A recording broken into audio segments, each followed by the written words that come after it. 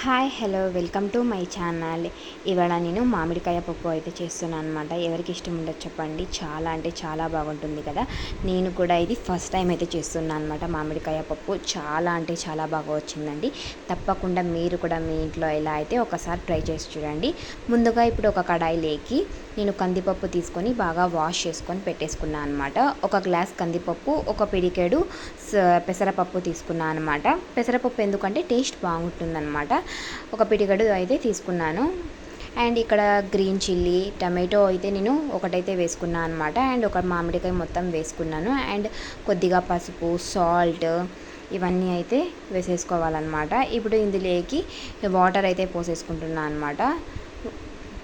చూడండి, వాటర్ అయితే పోసేసుకొని ఇందులోకి కొద్దిగా ఆయిల్ అయితే వేసుకుంటున్నాను అనమాట. ఎందుకంటే విజిల్స్ వచ్చినప్పుడు పైన పొంగుకోకుండా నేను కొద్దిగా ఇక్కడ ఆయిల్ అయితే యూస్ చేస్తున్నాను.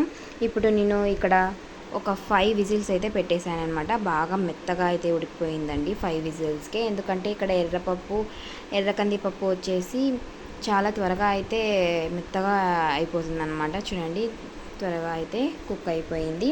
ఇప్పుడు ఇదంతా బాగా ఇలా పామేసుకోవాలన్నమాట, ఇలా పాముకోవాలన్నమాట. చూడండి, ఒక్కసారి ఇలా అనుకోగానే బాగా మెత్తగా అయిపోయిందనమాట. ఇప్పుడు పప్పుకి తిరువాత అయితే వేసేసుకున్నాము. ఇప్పుడు ఒక కడాయిలోకి ఆయిల్ వేసుకొని బాగా హీట్ ఎక్కాక ఇందులోకి ఆవాలు, జీలకర్ర అండ్ ఆనియన్స్, గార్లిక్ అండ్ ఎండుమిర్చి అయితే వేసుకొని కరివేపాకు వేసుకొని, నా దగ్గర ఆ రోజు కరివేపాకు లేదని నేను వేసుకోలేదన్నమాట. బాగా ఇలా కలిపేసుకోవాలన్నమాట. మొత్తం అంతా ఎర్రగా అయ్యేంత వరకు ఇలా బాగా కలుపుకొని తర్వాత అయితే పప్పుకి వేసేసుకోవాలి. అసలు పప్పు అయితే చాలా టేస్టీగా వచ్చిందండి. చాలా యమ్మీ అండ్ టేస్టీగా వస్తుంది. మీరు కూడా మీ ఇంట్లో తప్పకుండా ఒకసారి ఇలా ట్రై చేసి అయితే చూడండి, చాలా బాగుంటుంది. చూడండి ఎంత యమ్మీగా ఉంది, చూస్తేనే నోరు ఊరిపోతుంది కదండి. ఒక్కసారి మీరు కూడా ఇలా ట్రై చేసి చూడండి. ప్లీజ్ సబ్స్క్రైబ్ చేసుకోండి.